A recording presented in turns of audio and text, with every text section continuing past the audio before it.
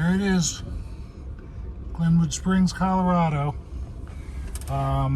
It's a tourist destination. They have an actual springs there. There is an amusement park on the top of the mountain with roller coasters and stuff. It's a crazy little town. I want to come visit it someday.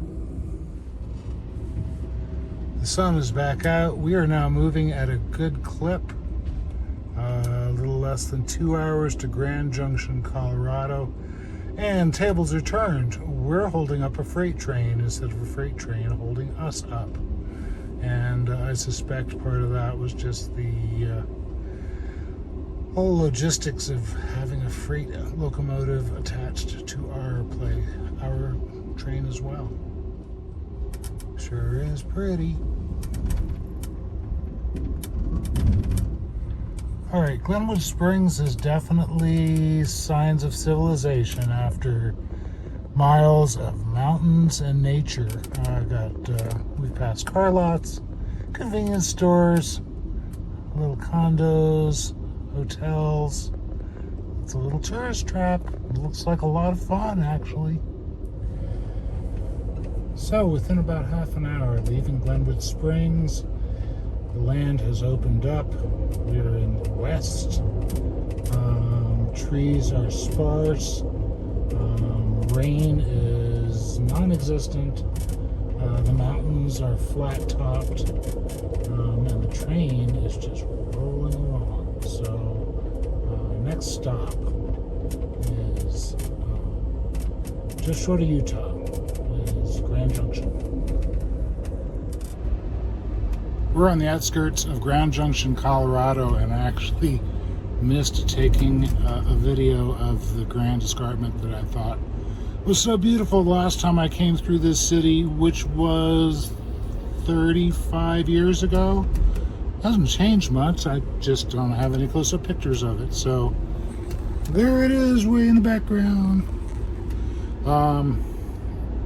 We're stopping here, so I'm going to step off the train and get some fresh air.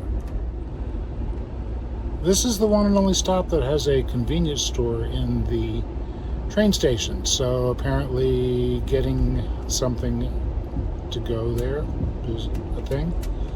I could use some breath mints. So here's the one and only chance to check out the accessible room. It's got a toilet and sink, space for two, beds for two, one accessible, one not. This is a gigantic room. It has windows on both sides, so it's pretty nice. And it's in the downstairs area, so if you want to ride Amtrak and you need accessibility, you got it.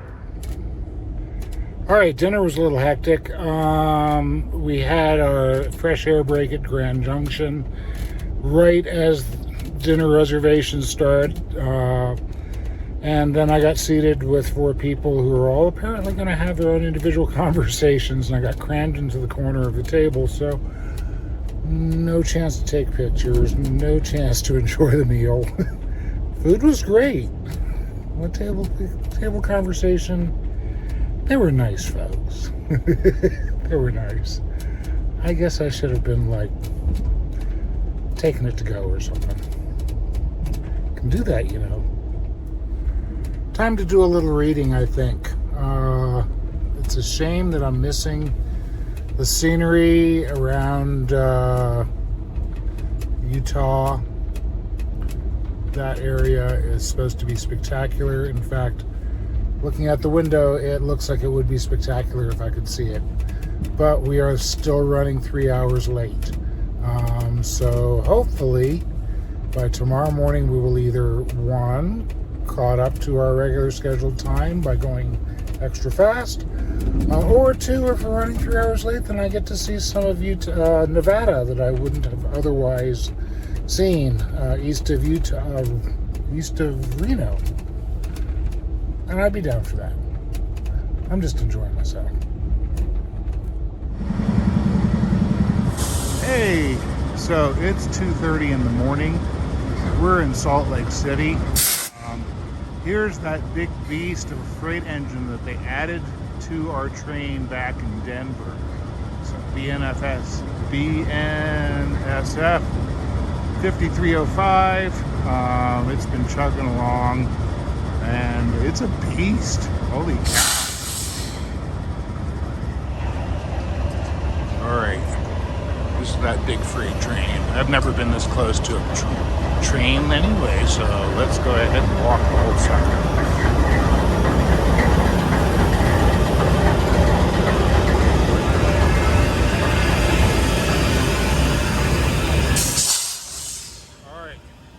Here's our original lead engine. It's a General Electric diesel engine, and it's an oldie too. Holy cow!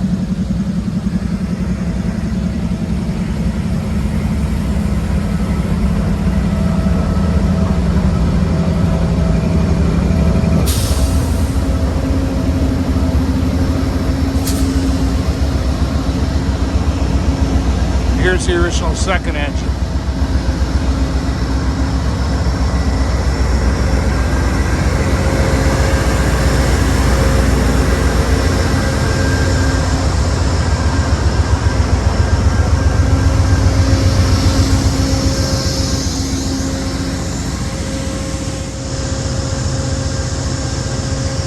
Baggage car. Okay, just to show the whole thing. And it's Salt Lake City, and it's 2:30 in the morning. I'm gonna stay here for about 25-30 minutes. I think the idea is we're doing a crew change.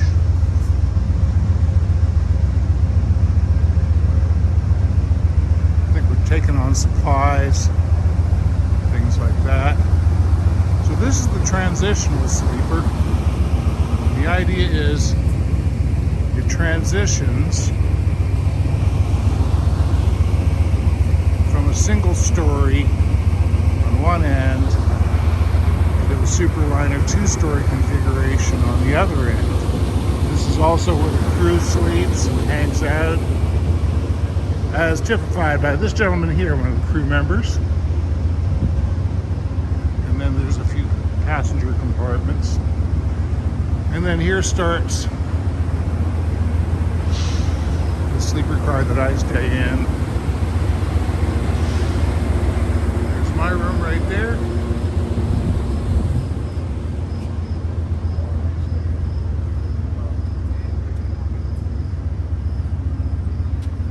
And then two more sleeper cars, dining car, observation car, two coach. All right, Salt Lake City, middle of the night. We are still 3 hours behind. However, train's good to go. They're fueling up, more water, supplies, things like that. This is the very back end of the train. These are the coach cars, and this is Salt Lake City. Just noticed a difference. This back coach car has a baggage compartment underneath the seating area, whereas this coach car, which to me looked completely identical when I wandered through upstairs, has a downstairs seating area. So if you want to ride coach, but you want to be on the first floor, you have the opportunity.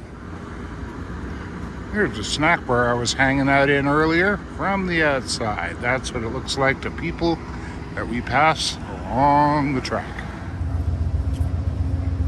All right, time to go, and we are back on the train across the rest of Utah.